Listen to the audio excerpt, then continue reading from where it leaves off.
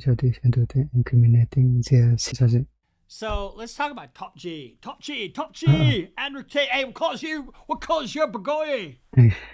Anyway, so he's in custody. And when you're in custody, guess what? You are fucked because you're just sitting there and you're languishing. Nothing's going on. You don't know what your lawyer's doing, and you're blah blah blah.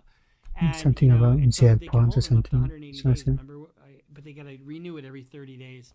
And so the last month, the judge issued another 30 days. But there are reports that he's on the phone making certain statements that may hurt him.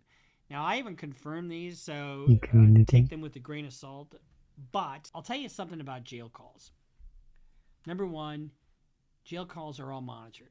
They're all recorded, and they're all monitored. So anything you say can and will be used against you in a court of law. So if you are trying to use code language, that's always discovered. If you are trying to get something done illegally, that will get discovered. If you're talking about your case, which often happens, and people don't think about this kind of stuff, that'll happen, where they will use that against you later. Give you an example.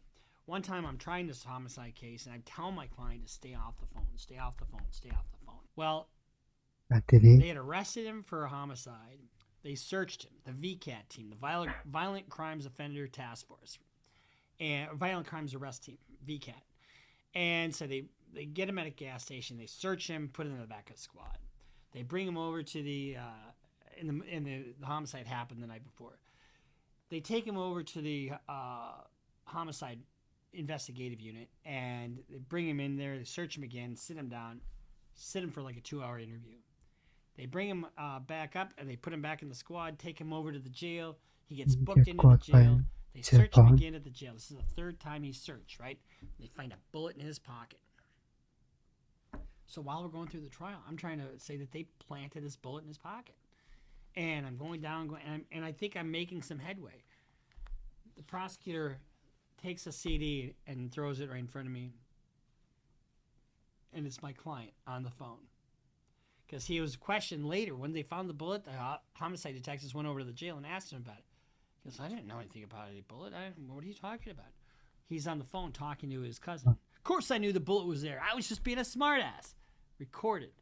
And they shoved that conversation up my ass at trial. And anything I tried to do about the theory about where the bullet came from was destroyed. And so if Andrew Tate is on the phone talking about bribing officials, number one, that's a new crime. That in and of itself is a new crime. Keep in mind, all you Andrew Tate, Cheeto loving, underwear in your mother's basement motherfuckers. I haven't confirmed this, so I'm just positing a scenario that it's been reported by several different sources. But if he's bribing officials, no, not court in Romania. What do we do? Corruption free, as we all know. In jail, I'm gonna walk in there with a pile of money like the guards. I'll be chilling. or attempting to bribe officials, it's all recorded, and it's another crime. The other thing is, it also can be used in a substantive trial as consciousness of guilt. Because if you're sitting there thinking, I got to do something because I'm guilty, how do I bribe these other people to kind of get out of what I'm doing?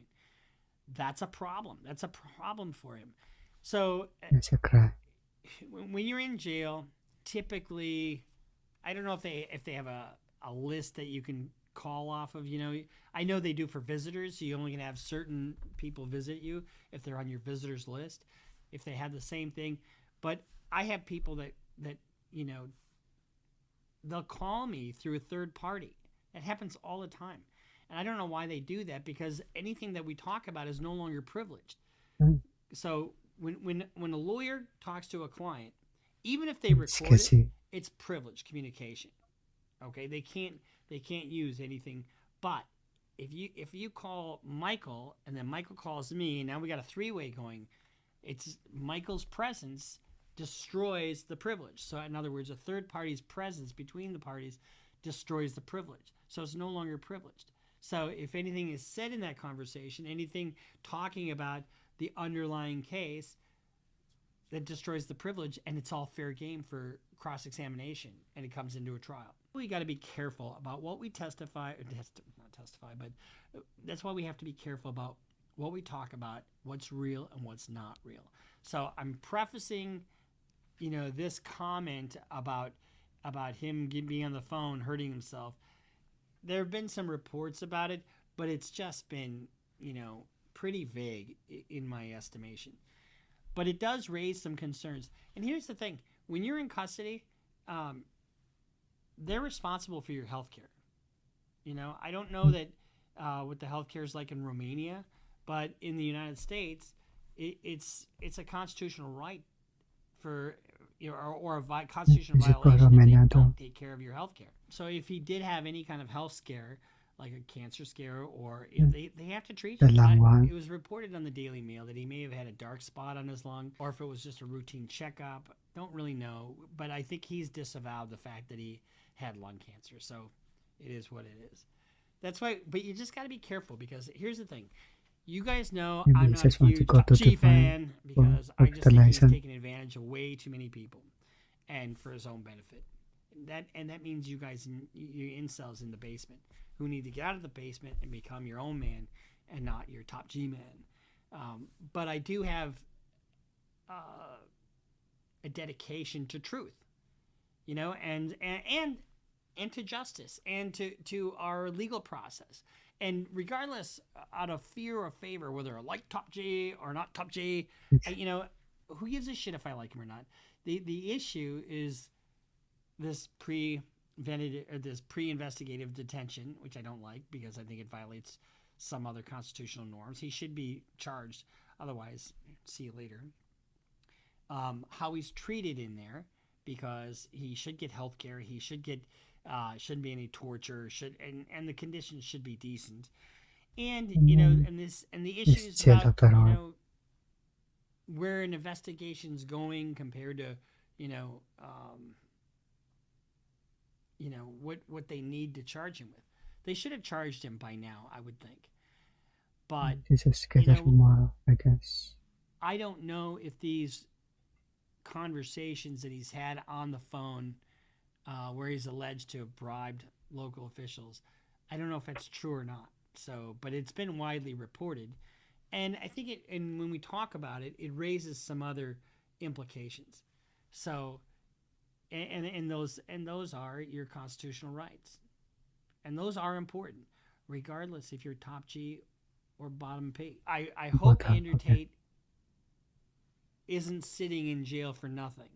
I hope, I don't want to see anybody get harmed, but I'd hate to think that he's sitting in jail. He's not sitting in jail, just going to get released because they didn't have anything. And so if and when he does get charged, they need to abide by it, whatever legal processes that are fair and just and universal. Have to see, I guess. In that respect. Right to a fair trial, right to cross-examine witnesses, right to a defense and bring witnesses you think are favorable to appear and testify on your behalf, and the right to testify or not testify. So we're going to keep following Mr. Tate, and we'll see you guys next time here on Criminal Lawyer Reacts. Make sure you This is a quick update on Tate. Just gathering more evidence on the crimes, I guess. The details done. We just have to see about that.